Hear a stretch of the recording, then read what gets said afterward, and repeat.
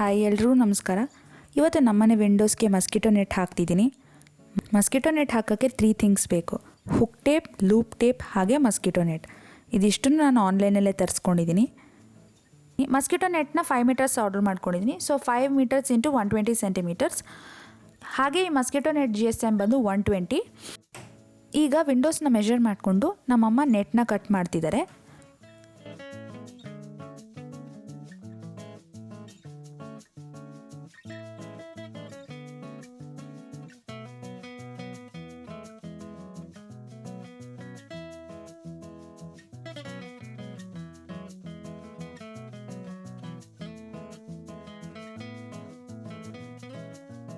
ಆಮೇಲೆ hook tape ಮತ್ತು loop tape ಎರಡನ್ನೂ ಕಟ್ ಮಾಡ್ಕೋತಿದ್ದಾರೆ.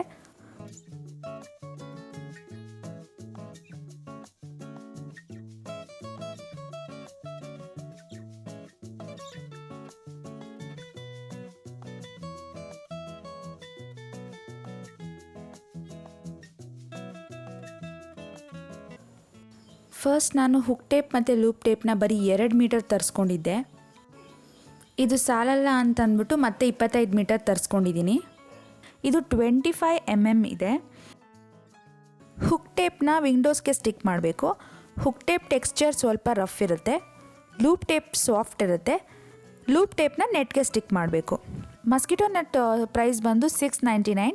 ಹಾಗೆ ಈ 2 ಟೇಪ್ಸ್ ಪ್ರೈಸ್ ಬಂದು $1259.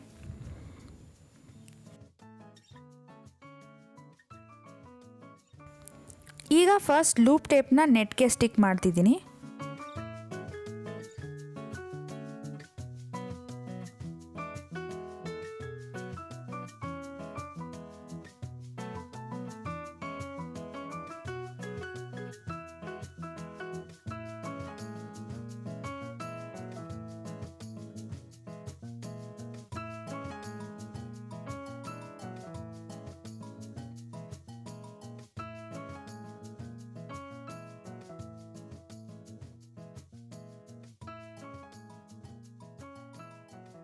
ಫೋರ್ ಸೈಡ್ಸ್ ಕೂಡ ಸ್ಟಿಕ್ ಮಾಡಿದ್ದಾಯಿತು.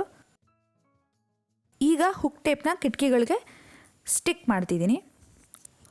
ಹುಕ್ ಟೇಪ್ನ ಸ್ವಲ್ಪ ಕೇರ್ಫುಲ್ಲಾಗಿ ಹಾಕ್ಕೋಬೇಕಾಗತ್ತೆ, ಯಾಕೆಂದರೆ ಹುಕ್ ಟೇಪ್ ಸರಿಗೆ ಹಾಕಿಲ್ಲ ಅಂತ ಮತ್ತೆ ರಿಮೂವ್ ಮಾಡೋಕ್ಕೆ ಹೋದರೆ ವಿಂಡೋಸ್ಗೆ ಹಾಕಿರೋ ಪೇಂಟು ಕೂಡ ಬರೋವಂಥ ಚಾನ್ಸಸ್ ಇರುತ್ತೆ. ಸೊ ಅದಕ್ಕೆ ಫಸ್ಟ್ ಟೈಮ್ ಹಾಕಬೇಕಾದ್ರೆ ಸ್ವಲ್ಪ ಹುಷಾರಾಗಿ ಹಾಕ್ಕೋಬೇಕು.